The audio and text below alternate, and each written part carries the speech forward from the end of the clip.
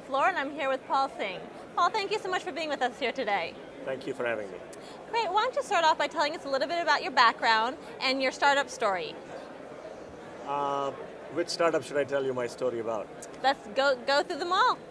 So I did my first company when I was really young and probably inexperienced.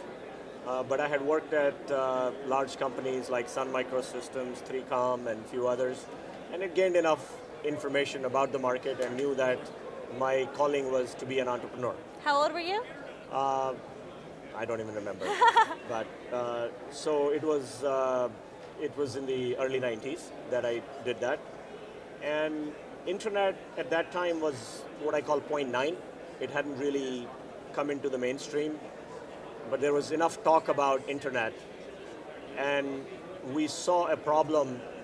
I was actually coming back from a business trip, and I just happened to run into some person, and we grabbed a beer, and he said to me, I am a reseller, and I have a lot of customers who sell this Novell networks, and I'm looking for a switch that takes Novell network from one side and internet on the other, because it is just so hard. And that kind of got me thinking. We didn't build a switch, we built a software, but we solved that problem with our software. And that became the genesis of my first company, which we called Internetware. Okay. And my first company was acquired. We did well. Congratulations. Thank you. And then I said, okay, time to do the second one. So after about a year of selling the company, I got back again into the game and did another startup, which sort of did okay, but not great. And then I said, okay, I know how to build smaller companies. I've done that twice without taking anybody's money. Let's now try to aim for a bigger thing. So therefore, I had to go make sure that I get the right team in place with me. So I got the right team of people. So there were 3 of us who started this company. We called IPverse at that time. Okay. So we were building a voice over IP switch. And at that time, it seemed like too far-fetched. Okay. It seemed like it would never happen. Okay. Today I look back, everybody now knows voice over IP is a reality. All of us use it. Yeah. We take it for granted. But at that time, when we would tell somebody, they said, it might take 50 years. Yeah. But no, it took only 15. Gotcha. Okay. And so we started that company, and things were going excellent, and then 9/11 came. Oh, yeah. We'd raised a lot of money. We were doing our mezzanine round. And after 9/11, everything fell apart. Yeah. Nobody wanted to invest. And our investors said, look, we see some technology here. We see you have customers, which is probably unique considering a lot of our portfolio companies don't. So we want to save our investment. But we don't think we need to invest in the number of people you had, so can you build a business model that'll work for lesser number of people? Okay. And we did. And we reduced the size of the company dramatically. And we built the company from, sort of literally going down to zero, back up again. Uh-huh, yeah. And we were lucky. Okay. Things worked out well. It took us another 4 or 5 years to build the business again. Yeah, yeah. But we went public in 2007 on NASDAQ. Wow. So it was a good success story. And then I left the company in 2007, worked at a mobile software company as a CEO because I was interested in the mobile market, got a really good understanding of that market. And now I'm on in between, I worked as an entrepreneur in residence at Lightspeed Ventures. Okay. And now I am at my new startup, which is called socialnuggets.net.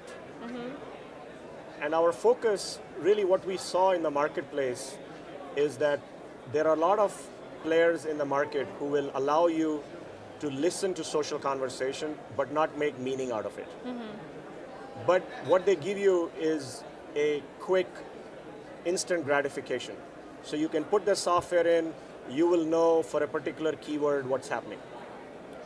Then at the other end, there are technologies kind of like the IBM Watson mini versions of it, which are very sophisticated natural language processing, as well as text analytics engine, which can read a lot and figure out what is it that people are saying.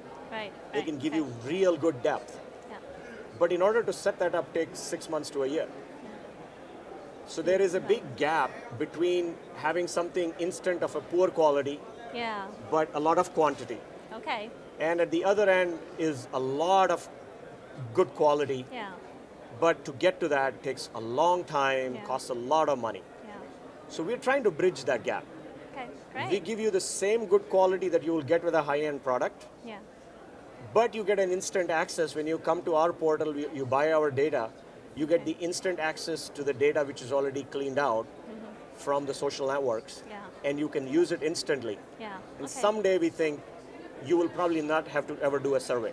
No, that's great. Because internet, to give you a perspective, so today on smartphone market, we are analyzing over 1 million conversations a month. Yeah. 1 million conversations. Okay. And on an average, there are probably somewhere around 50 to 100,000 users who comprise these million conversations at the minimum. Yeah. So you have a survey group of 50 to 100,000 ready for you if you know how to leverage from a technology standpoint to get the right information. Right. So that's what we do. Okay, great. We need to wrap up, but I just want to ask you a quick question. You are involved with TiEcon here. Can you quickly say what your involvement is? Sure.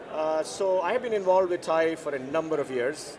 I have benefited from TiE as an entrepreneur. In my very first company, I came here, got a lot of advice from people, which was very helpful.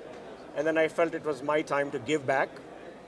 So I have been volunteering at various TiE events, and then a couple of years ago, TiE invited me to become a charter member, which is really an honor where there are only less than 300 accomplished individuals that TiE invites every year in Silicon Valley to become TiE charter members. Now, TiE charter member means you are now, your job is now to give more to the community. Okay. You don't really get anything, but it's something where you are now going to help people more, mentoring more. Yeah. And so I got involved with TiEcon activities for the last few years. Okay, great. And this year, I am the marketing chair for TiEcon. Yeah. So all of these activities, I have a voluntary team of volunteers, somewhere around almost 25 people Great. that are helping in social media, that are helping Yeah. in press, that are helping in various other marketing, sales, email campaigns, you name it. Thank you so much. Thank you for your time, Paul. Thank you. Okay. Thanks.